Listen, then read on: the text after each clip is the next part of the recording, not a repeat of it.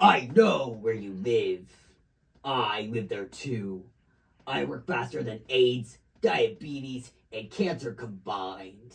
I will plot to rob you of your children and your dreams.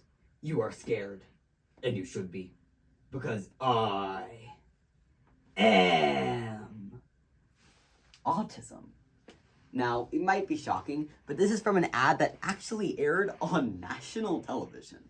I might be described as nerdy, socially unaware, the odd duckling. But monster, I'm wounded. Autism is neither a degenerative nor fatal condition. No one dies of autism. We just buy a lot more stuffed animals.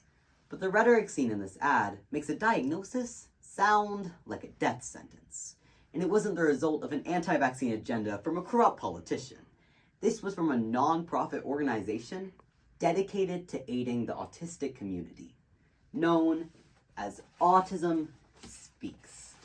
So today, let's expose Autism Speaks by first forming the framework of our puzzle, how we developed the modern definition of autism.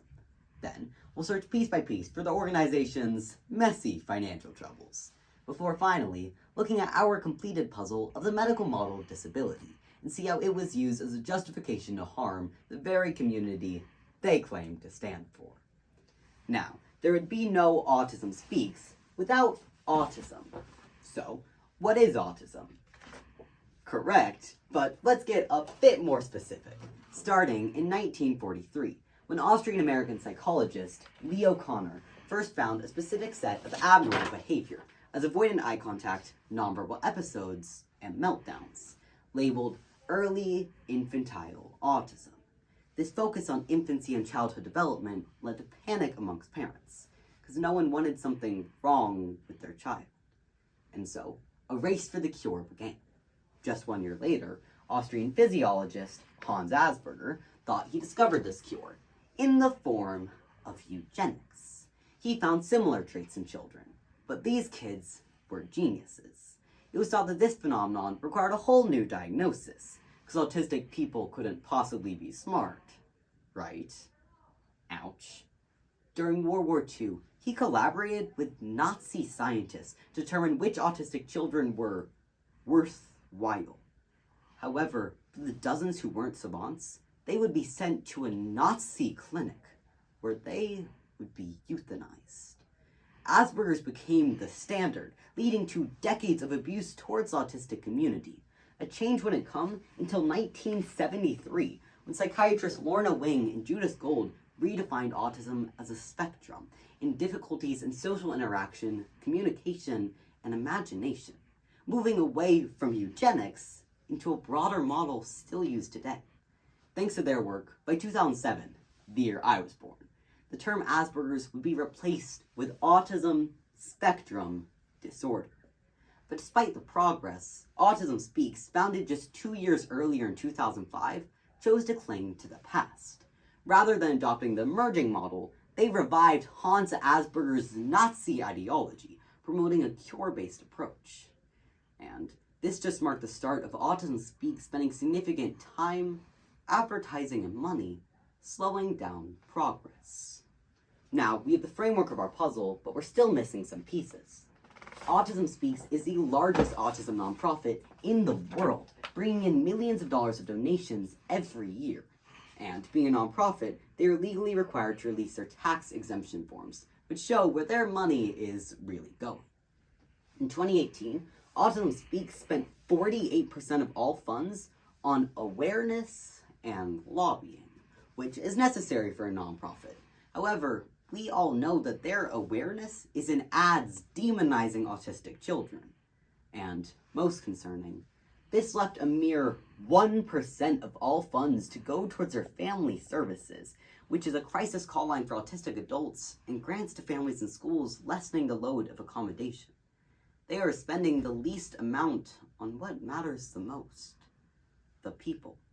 And despite publishing your mistakes in publicly available tax forms, it's shockingly not a deterrent, as in 2022, there was an increase in what was being spent on research and fundraising, and a decrease to 0.5% of all funds being spent on their family services. And while they cannot afford to support the autistic community, they can certainly afford to support their own salaries, some exceeding $600,000 a year. Along with this, they send active donations and new patients to the Judge Rodenberg Center, which on the outside looks great, helping train autistic children to go forth into the world. However, a closer look shows a darker picture, as the United Nations found them guilty of torture, using electric skin shock therapy on children as an attempt to cure them of their autism. And apparently, torture is enough of a red flag for Autism Speaks, as their partnership continues. This is because both organizations weaponize the medical model of disability, our completed puzzle. There are two main views on disability: the medical model, which seeks biological cures, and the social model, which states it's society's responsibility to adapt. The medical model would blame a blind person for not being able to read a sign, rather than it being our society's responsibility to provide Braille. Blaming a wheelchair user for not being able to walk down the stairs, rather than adapting the building with a ramp. When these organizations use the medical model, they view autism as a disease needing a cure, rather than individuals needing support. But as the National Health Service puts it best, autism is simply where your brain develops differently to non-autistic people.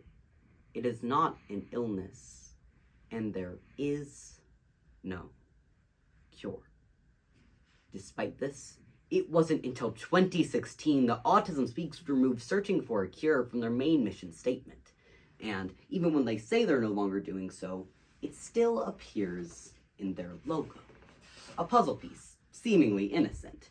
However, it's meant to represent finding the missing piece, the missing cure.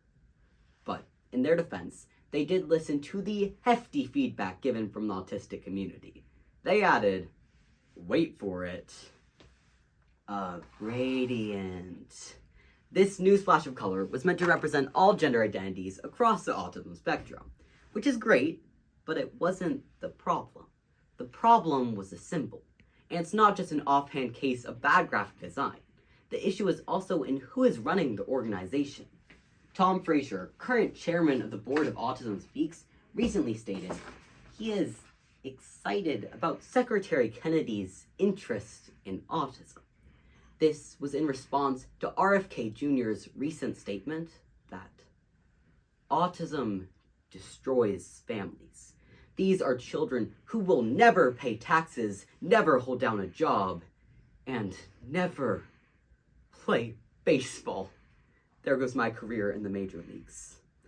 But it's not just the chairman, as 19 of their board members are executives from major companies like L'Oreal, AMC, and giant investment firms, while only 2 of the 30 are actually autistic. Another executive stands out in particular. This is Allison Singer, who is co-president of Autism Speaks and starred in a documentary labeled How to Parent Your Autistic Child. Her autistic child, Jody, was in the room when her mom said in front of thousands of people that I actually contemplated it.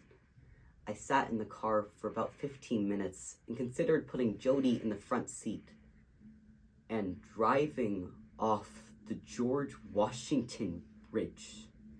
Instead of choosing one of the thousands of cases of loving and supportive parents, Autism Speaks chose to highlight this: a woman threatening to kill herself and her child.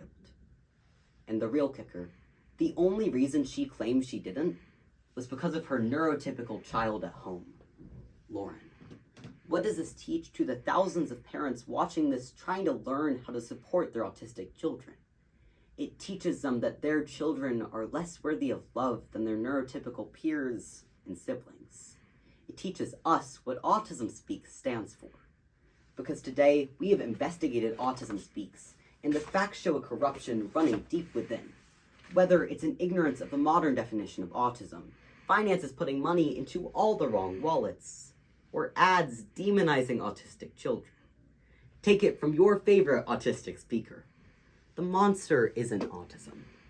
The real monster is Autism Speaks. Ha ha. Thank you.